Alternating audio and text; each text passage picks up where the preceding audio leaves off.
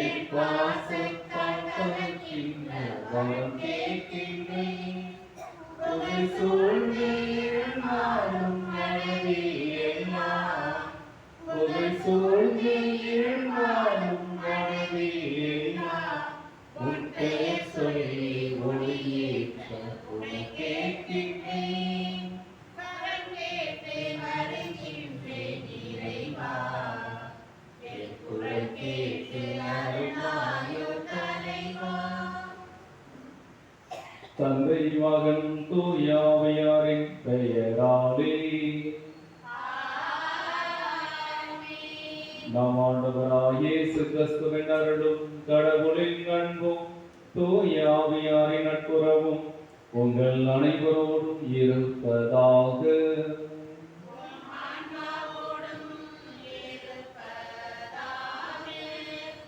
இயேசுவில் பிரியமான சகோதர சகோதரிகளை, நம்பிக்கையோடு ஆண்டவரிடம் வருகின்ற பொழுது நாம் நலம் பெற்று செல்ல முடியும் என்பதை இன்றைய வாசகத்தில் வருகின்ற இரு நபர்கள் நமக்கான எடுத்துக்காட்டுகளாக இருக்கின்றார்கள். எனவே ஆண்டவரை அணுகி வரும்போதெல்லாம் இத்தகைய ஆழமான நம்பிக்கையோடு நாம் வர வேண்டும் என்பதை உணர்ந்தவர்களாக அதற்கான அருளை இந்த வழியில் நாம் கேட்போம். இன்றைய திருப்பலியானது பொன்னாக பிரேமா கிரீட்டோ குடும்பத்தை 58 வருடமாக இறைவன் வழிநடத்தி வருகின்ற கிருபைக்காக, பாதுகாத்து வந்தவைக்காக நன்றியாக, வாழ்நாள் சந்தா உறுப்பினர் ராஜா காலனி ஜார்ஜ் டேவிட் அமுதா இவர்களுடைய திருமண நாளிலே இறைவன் செய்த அனைத்து நன்மைகளுக்கு நன்றியாக, வாழ்நாள் சந்தா உறுப்பினர் ராஜா காலனி ஜோசப் மங்கலம் இவர்களுடைய திருமண நாளிலே இறைவன் செய்த அனைத்து நன்மைகளுக்கு நன்றியாக, இளங்கோ ஸ்டீவன் மெர்பி குடும்பத்தில் இறைவன் செய்த எல்லா நன்மைகளுக்கு நன்றியாக, கேங்கநகர் செல்வி குடும்பத்தில் மறைத்த தெரசா இறந்த நினைவு நாளில் அவருடைய ஆன்ம இலைப்பாற்றிக்காக, டேனியல் பாபானுக்கு நல்ல மனைவி விரைவில் அமைய வேண்டும் என்றும், செய்கின்ற தொழில் சிறப்பாக அமைய வேண்டும் என்றும், ஆரம்பிக்க இருக்கின்ற புதிய நிறுவனத்துக்கு தடைகள் நீங்கி விரைவில் நடமாக அமைய வேண்டும் என்றும் இவ்வழியை நாம் ஒப்புக் கொடுத்து செல்கிறோம். பலியின் தூய மறை நிகழ்வுகளை கொண்டாட நாம் தகுதி பெறும் பொருட்டு நம் பாவங்களை ஏற்றுக்கொள்வோம். எல்லாம் வல்ல இறைவனிடமும்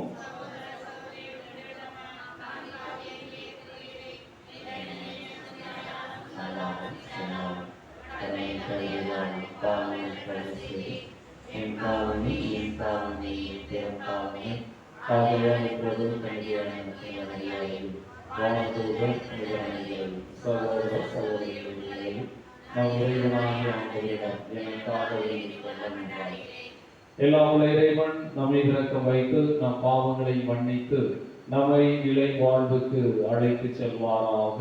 ஆமென்.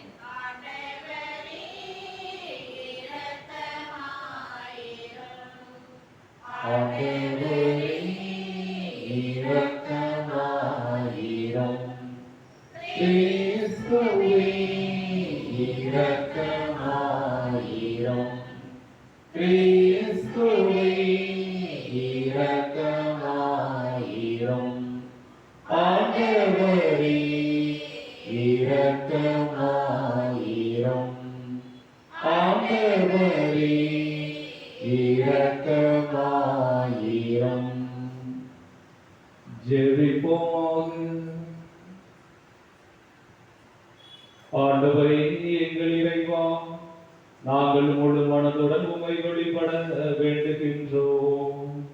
அவ்வாறே எல்லா மக்களையும் நேரிய உள்ளத்துடன் அன்பு செய்யவும் அருள்வீராக.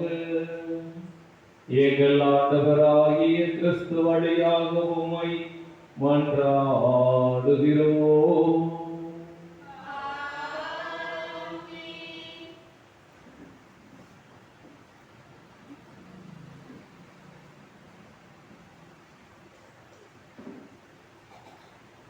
முதல் வாசகம்.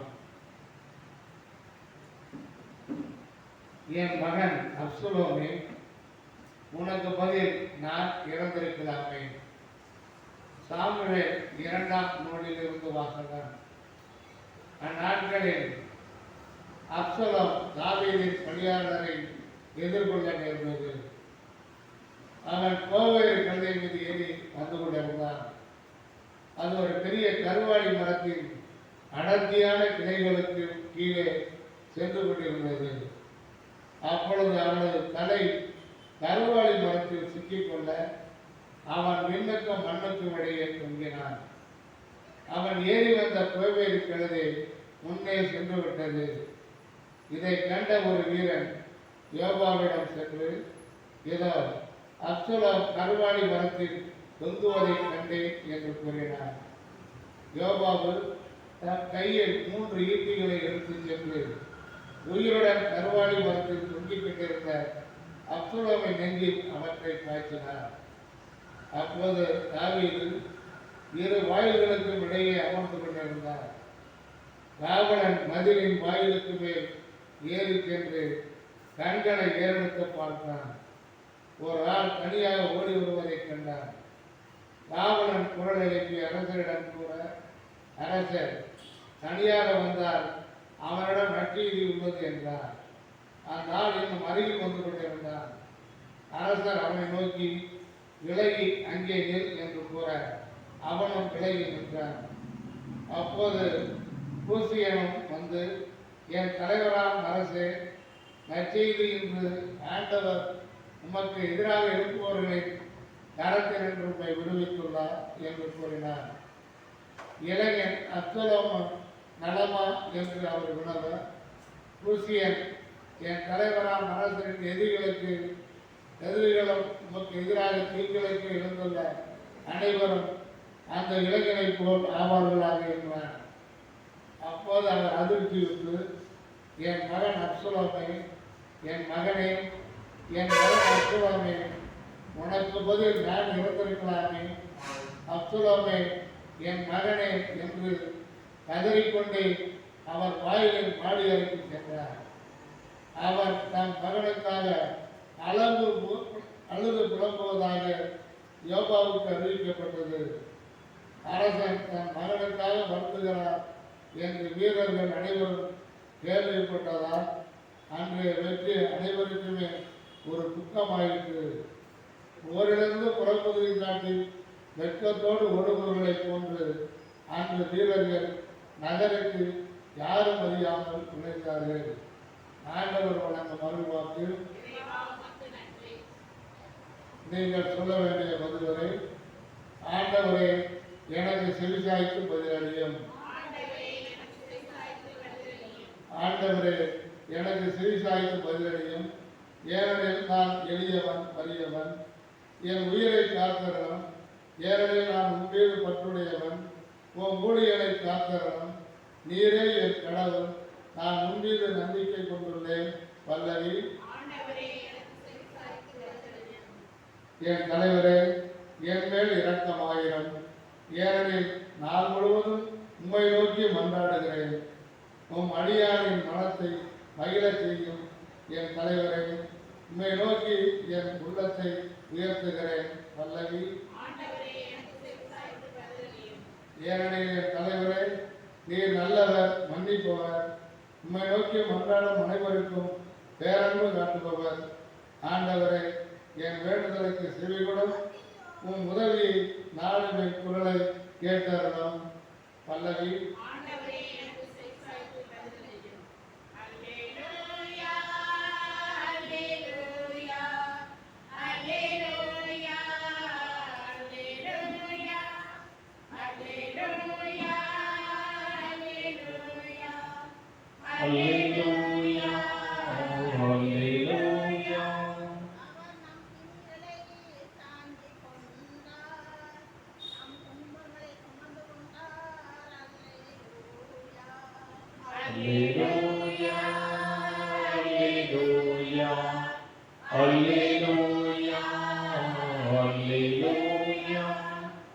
ஆண்டவர் உங்களோடு இருப்பாராக.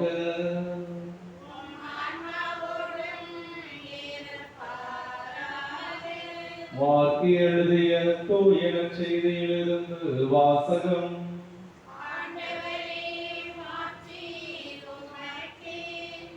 வாக்கு செய்தி அதிகாரம் 5 இறைவார்த்தைகள் 21 முதல் 43 வரை. அக்காலத்தில் இயேசு படகில் ஏறி கடலை கடந்து மீண்டும் மறுகரையை அடைந்ததும் பெருந்திரளான மக்கள் அவரிடம் வந்து கூடினர். அவர் கடற்கரையில் இருந்தார். தொழுகை கூட தலைவர்களில் ஒருவரான யாயிர் என்பவர் வந்து அவரை கண்டு அவரது காலில் விழுந்து, என் மகள் சாகும் தருவாயில் இருக்கிறாள், நீர் வந்து அவள் மீது உன் கைகளை வையும், அப்போது அவள் நலம் பெற்று பிழைத்துக் கொள்வாள் என்று அவரை வருந்தி வேண்டினார். இயேசுவும் அவருடன் சென்றார். பெருந்திரளான மக்கள் அவரை நெருங்கிக் கொண்டே பின்தொடர்ந்தனர். அப்போது 12 ஆண்டுகளாய் இரத்தப்போக்கினால் வருந்திய பெண் ஒருவர் அங்கு இருந்தார். அவர் மருத்துவர் பலரிடம் தமக்கு உள்ளதெல்லாம் செலவழித்தும் ஒரு பயனும் அடையாமல் மிகவும் துன்பப்பட்டவர். அவர் நிலைமை வர வர மிகவும் கேடுற்றது. அவர் இயேசுவை பற்றி கேள்விப்பட்டு மக்கள் கூட்டத்துக்கு இடையில் அவருக்கு பின்னால் வந்து அவரது மேல் உடையை தொட்டார். ஏனெனில் நான் அவருடைய ஆடையை தொட்டாலே நலம் பெறுவேன் என்று அப்பெண் எண்ணிக்கொண்டார். தொட்ட உடனே அவருடைய இரத்த போக்கு நின்று போயிற்று. அவரும் தம் நோய் நீங்கி நலம் பெற்றதை தம் உடலில் உணர்ந்தார். உடனே இயேசு தம்மிடம் இருந்து வல்லமை வெளியேறியதை தம்முள் உணர்ந்து மக்கள் கூட்டத்தை திரும்பி பார்த்து, என் மேல் உடையை தொட்டவர் யார் என்று கேட்டார். அதற்கு அவருடைய சீடர்கள் அவரிடம், இம்மக்கள் கூட்டம் உம்மை சூழ்ந்து நிறுத்துவதை கண்டும் என்னை தொட்டவர் யார் என்கிறீரே என்றார்கள். ஆனால் அவர்கள் மேலுடைய தொட்டவரை காணும்படி சுற்றிலும் திரும்பி பார்த்து கொண்டிருந்தார். அப்போது அப்பெண் தமக்கு நேர்ந்ததை அறிந்தவராய் அஞ்சி நடுங்கிக் கொண்டு அவர் முன் வந்து விழுந்து நிகழ்ந்தது அனைத்தையும் அவரிடம் சொன்னார்.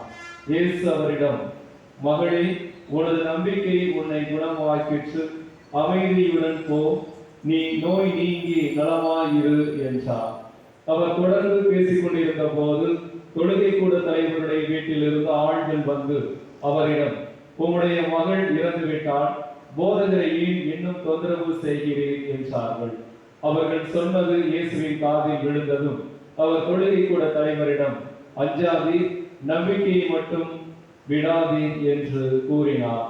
அவர் பேதுரு, யாக்கோபின் சகோதரரான யோவான் ஆகியோரை தவிர வேறு ஒருவரையும் தம்முடன் வரவிடவில்லை. அவர்கள் தொழுகை கூட தலைவரின் வீட்டுக்கு சென்றார்கள். அங்கே அமளியையும் மக்கள் அழுது ஓடவிட்டு புலம்புவதையும் இயேசு கண்டார். அவர் உள்ளே சென்று, ஏன் இந்த அமளி, ஏன் இந்த அழுகை, சிறுமி இறக்கவில்லை, உறங்குகிறாள் என்றார். அவர்கள் அவரை பார்த்து நகைத்தார்கள். ஆனால் அவர் அனைவரையும் வெளியேற்றிய பின் சிறுமியின் தந்தையையும் தாயையும் தம்முடன் இருந்தவர்களையும் கூட்டிக் கொண்டு அச்சிறுமி இருந்த இடத்திற்கு சென்றார். சிறுமியின் கையை பிடித்து அவளிடம், தலித்தாகும் என்றார். அதற்கு, சிறுமி, உனக்கு சொல்லுகிறேன், எழுந்திடு என்பது பொருள். உடனே அச்சிறுமி எழுந்து நடந்தாள். அவள் 12 வயது ஆனவள். மக்கள் பெரிதும் மலைத்து போய் மெய் மறந்து நின்றார்கள். இதை யாருக்கும் தெரிவிக்க கூடாது என்று அவர் அவர்களுக்கு கண்டிப்பாய் கட்டளையிட்டார். அவளுக்கு உணவு கொடுக்கவும் சொன்னார். ஆண்டவரின் அருள்வாக்கு.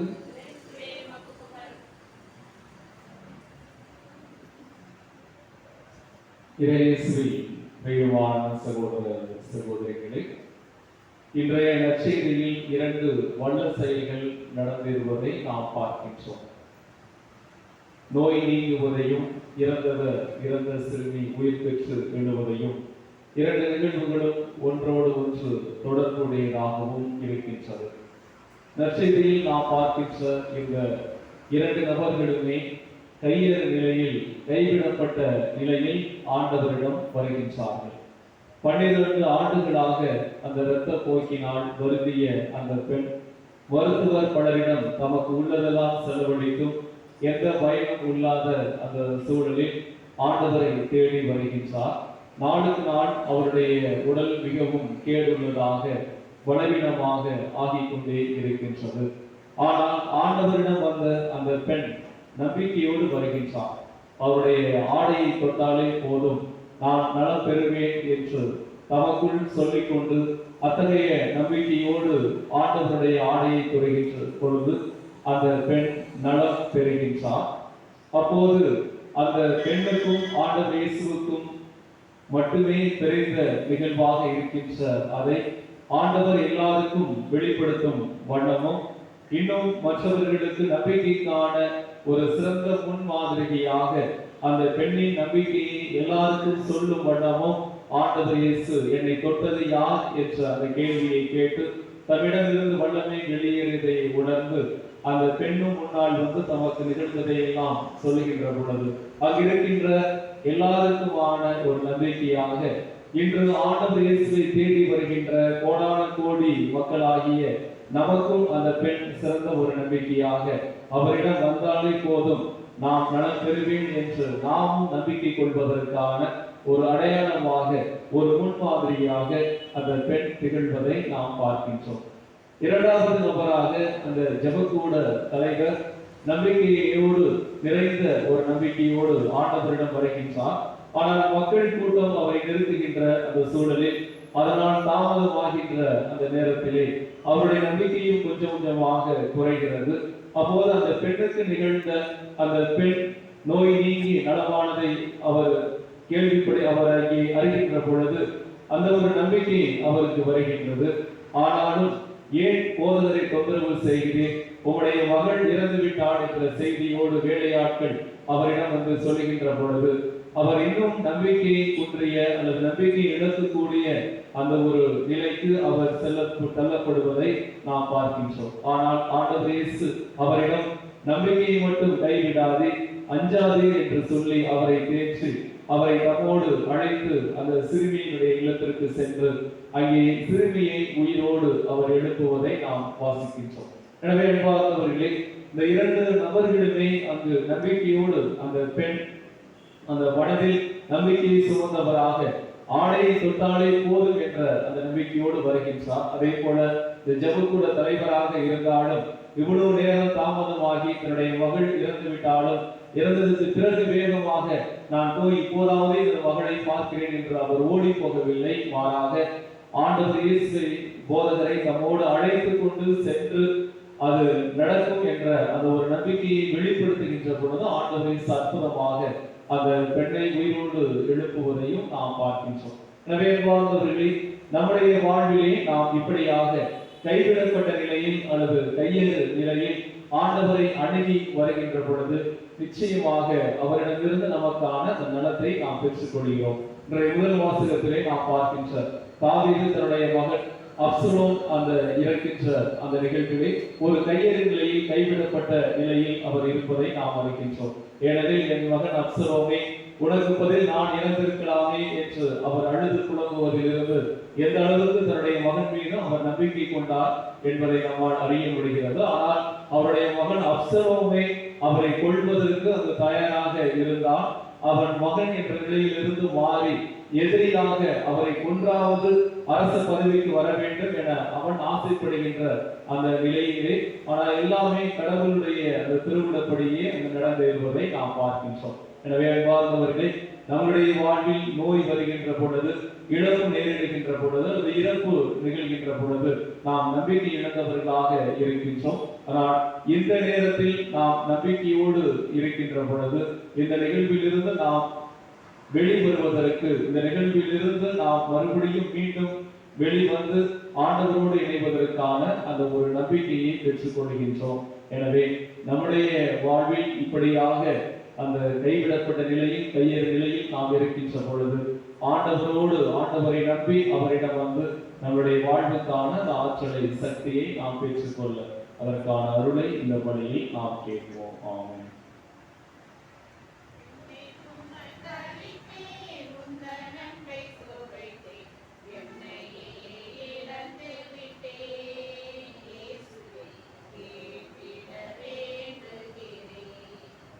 என்னை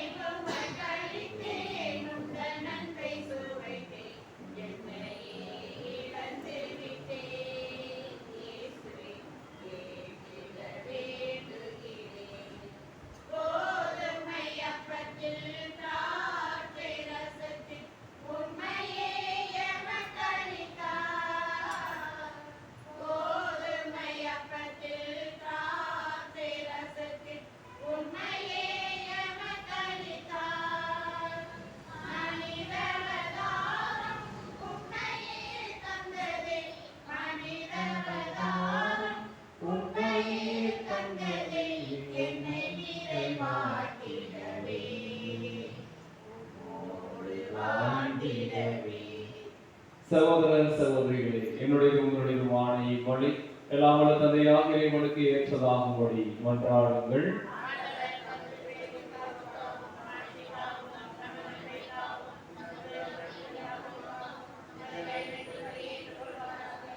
ஆண்டவரே, எங்கள் பணிகளை காணிக்கையாக உமது பீடத்துக்கு கொண்டு வருகின்றோம். இவற்றை கனிவுடன் ஏற்று எங்களது மீட்பின் அருள் அடையாளமாக மாற்றுவீராக. எங்கள் ஆண்டவராகிய கிறிஸ்து வழியாக உம்மை மன்றாடுகின்றோம். ஆண்டவர் உங்களோடு இருப்பாராக. இதயங்களை மேலே எழுப்புங்கள். நம் இறைவனாகிய ஆண்டவருக்கு நன்றி கூறுவோம். ஆண்டவரை தூயவரான தந்தையே, என்றுமுள்ள எல்லாம் வல்ல இறைவா, என்னாலும் இவ்விடத்திலும் நாங்கள் உமக்கு நன்றி செலுத்துவது மெய்யாகவே தகுதியும் நீதியுமாகும். எங்கள் கடமையும் மீட்புக்கு உரிய செயலமாகும். உமது நன்மை மிகுதியால் எங்கள் ஆண்டவராகிய கிறிஸ்து வழியாக நீர் மனிதராகிய எங்களை படைத்து நாங்கள் நீதியின்படி தண்டனைக்கு உரியவராயும் உமது இறக்கு மிகுதியினால் எங்களை மீட்டருளவே. அவர் வழியாகவே உமது மாண்பை வானதூதர் புகழ்கின்றனர். தலைமை தாங்குவோர் உம்மை வழிபடுகின்றனர். அதிகாரம் செலுத்துவோர் உம் திருமுன் நடுங்குகின்றனர். வானங்களும் அவற்றிலுள்ள ஆற்றல்களும் சேராபீன்களும் ஒன்று கூடி அக்களித்து கொண்டாடுகின்றனர். அவர்களோடு எங்கள் குரலையும் சேர்த்துக் கொள்ளுமாறு நாங்கள் உம்மை தாழ்மையுடன் இறைஞ்சி புகழ்ந்து சொல்வதாவது: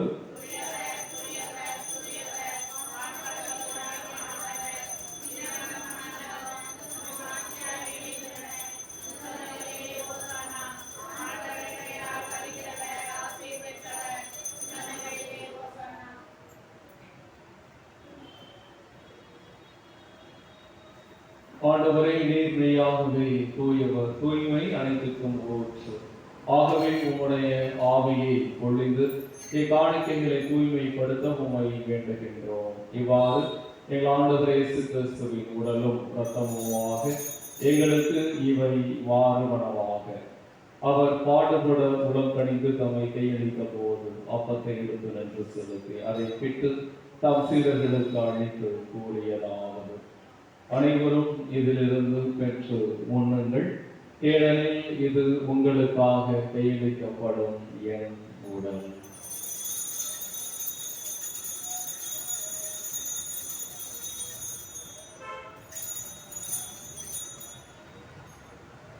அவனமே இரவு விருதை அருந்திய பின் கிண்ணத்தையும் எடுத்து மீண்டும் உமக்கு நன்றி கூறி தம் சீடர்களுக்கு அழைத்த அவர் கூறியதாவது: அனைவரும் இதிலிருந்து பெற்று பருகுங்கள், ஏனெனில் இது புதிய நிலையான உடன்படிக்கைக்கு உரிய என் சத்தத்தின் கிண்ணம். இது பாவ மன்னிப்புக்கென்று உங்களுக்காகவும் பலருக்காகவும் சித்தப்படும். இதை என் நினைவாக செய்யுங்கள்.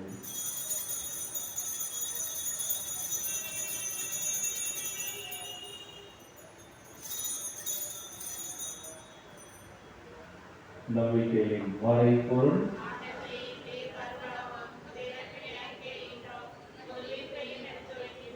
ஆகவே ஆண்டவரை, நாங்கள் கிறிஸ்துவின் இறப்பினை நினைவு கூர்ந்து வாழ்வதற்கும் அப்பத்தையும் மீட்பளிக்கும் கிண்ணத்தையும் உமக்கு ஒப்புக் கொடுக்கின்றோம். உம் திருமணம் என்று உமக்கு ஊழியம் முறைய தகுந்தவர்கள் எங்களை ஏற்றுக்கொண்டு எனவே உமக்கு நன்றி செலுத்துகின்றோம்.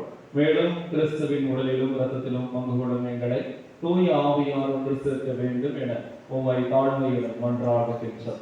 ஆண்டவரை, உலகெங்கும் பரவி இருக்கும் உமது திரு அவை நினைவு கூர்ந்தவர்களும் எங்கள் திருத்தந்தை லியோ, எங்கள் ஆரோக்கியராஜ், எல்லா திருநிலையினர் ஆகிய அனைவரோடும் உமது திரு அவை அன்பில் நிறைவு பெற செய்தவர்களும், சிறப்பாக திருப்பலி ஒப்பு கொடுத்து ஜெபிக்கின்ற பிரேமா பிரிட்டோ குடும்பத்தினர்,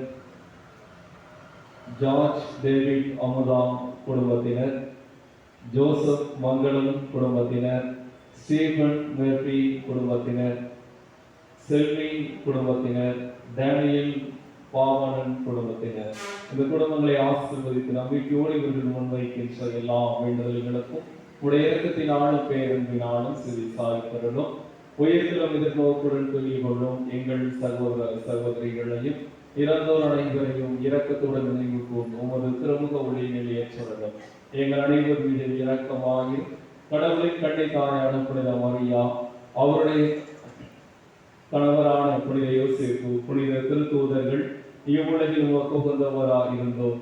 எங்கள் பாதுகாவலர் புனித சந்தியாகப்பர் ஆகிய புனிதர் அனைவருடனும் நாங்கள் நிலை வாழ்வில் பங்கு கொள்ளும் தகுதி பெற்று உம் திருமகன் இயேசு கிறிஸ்து வழியாக உம்மை புகழ்ந்தேற்கும் வரமரல உம்மை மன்றாடுகின்றோம். இவர் வழியாக இவரோடு இவரில் எல்லாம் வல்ல இறைவனாகிய தந்தையே தூய ஆவியாரின் ஒன்றிப்பில் எல்லா புகழும் வாழ்ச்சியும் என்றென்று உமக்கு உரியதே.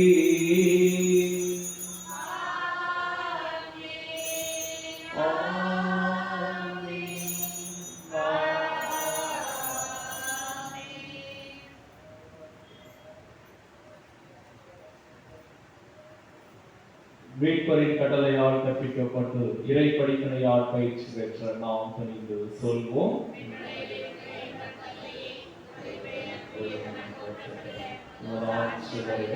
உமது திருவுளம் விண்ணுலகில் நிறைவேறுவது போல மண்ணுலகிலும் நிறைவேறுக. எங்கள் அன்றாட உணவை இன்று எங்களுக்கு தாரும். எங்களுக்கு எதிரான குற்றம் செய்வோரை நாங்கள் மன்னிப்பது போல எங்கள் குற்றங்களை மன்னியும். எங்களை சோதனைக்கு உட்படுத்தாதீர்கள். ஆண்டவரை தீமை அனைத்திலிருந்து எங்களை விடுவித்து எங்கள் வாழ்நாளை அமைதியை கனிவுடன் அருள உம்மை மன்றாடுகின்றோம். உமது இரக்கத்தின் உதவியால் நாங்கள் பாவத்திலிருந்து எப்போதும் விடுதலை பெற்று யாதொரு கலக்கமும் இன்று நலமாயிருப்போமாக. நாங்கள் எதிர்நோக்கி இருக்கும் பேரின்பத்துக்காகவும் எம் மீட்பராகிய இயேசு கிறிஸ்துவின் வருகைக்காகவும் காத்திருக்கின்றோம். ஆண்டவரே இயேசு கிறிஸ்துவை அமைதியை உங்களுக்கு விட்டு செல்கின்றேன், என் அமைதியை உங்களுக்கு அளிக்கின்றேன் என்று உம் திருத்தூதர்களுக்கும் மொழிந்தீர். எங்கள் பாவங்களை பாராமல் உமது திரு அவையின் நம்பிக்கையை கண்ணோக்கி உமது திருவுளத்திற்கு ஏற்ப அதற்கு அமைதியும் ஒற்றுமையும் அளித்திருப்பீராம். என்றென்று வாழ்ந்து ஆட்சி செய்கின்றவர் நீரே. ஆண்டவருடைய அமைதி உங்களோடு என்றும் இருப்பதாக. ஒருவருக்கொருவர் அமைதியை பகிர்ந்து கொள்வோம்.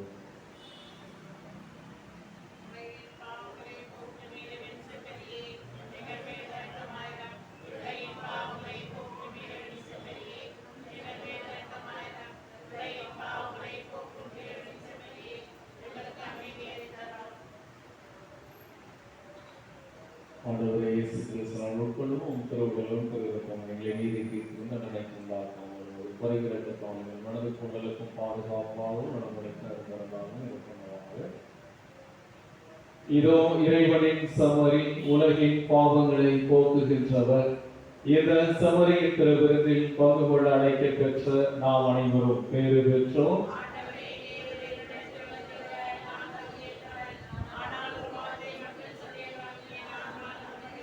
கிறிஸ்துவின் திருவுடலுக்கு நம்மை காத்து நிலை வாழ்வு அளிப்பதாக.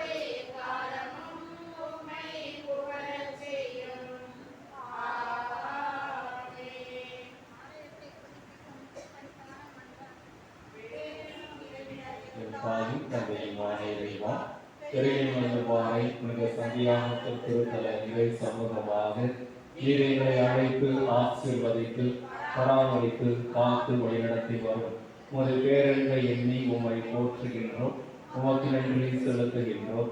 இத்திருத்தல திருவிழாவின் இப்பொன்னிலா ஆண்டை எம் ஆலயத்தை புதுப்பிக்க நாங்கள் திட்டமிட்டுள்ள பணியை உம் திருப்பாதம் சமர்ப்பிக்கின்றோம். ஆசீர்வதியும் பங்கு மக்கள் மற்றும் பக்தர்களின் ஆன்மீக வாழ்வை புதுப்பித்தலின் அடையாளமான இப்பணி உமது திருவுளத்திற்கு ஏற்ற அமைவதாக. இப்பணிக்கான நிதி ஆதாரம் உள்ளிட்ட அனைத்து தேவைகளையும் நீரே எங்களுக்கு நிறைவேற்றி தந்தருள்வீராகும். இத்திருப்பணிக்கு நாங்கள் ஒவ்வொருவரும் எங்களால் இயன்ற அளவுக்கு பொருளுதவி செய்வதற்கான நல் மனதையும் பாராத உள்ளத்தையும் தாரும். இப்பணியில் பங்கேற்கும் அனைவரும் உமது பேரன்பையும் உள்ள அமைதியையும் பெற்று மகிழ்வார்களாம். புனித ஆரோக்கிய அன்னையின் அருட்காவலும் புனித சந்தியாகத்தின் பரிந்து பேசுதலும் எமக்கு என்றும் கிடைப்பதாக. எங்கள் ஆண்டவராகிய இயேசு கிறிஸ்து வழியாக உம்மை மன்றாடுகின்றோம். ஆமென். நன்றியோடு மன்றாடுவோமாக. ஆண்டவரே, மீட்பளிக்கும் கொடையால் வலுவூட்ட பெற்ற நாங்கள் உம்மை வேண்டுகின்றோம். அதனால் முடிவில்லா மீட்பின் இந்த உதவியாம் உண்மையான நம்பிக்கை என்றும் வளர்ச்சியுற செய்வீராக. எங்கள் ஆண்டவராகிய கிறிஸ்து வழியாக உம்மை மன்றாடுகிறோம். ஆண்டவர் உங்களோடு இருப்பாராக.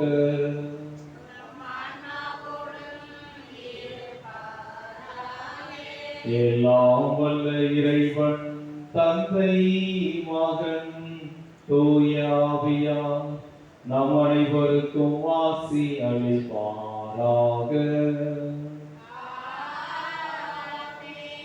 சென்று வாருங்கள், திருப்பலி நிறைவே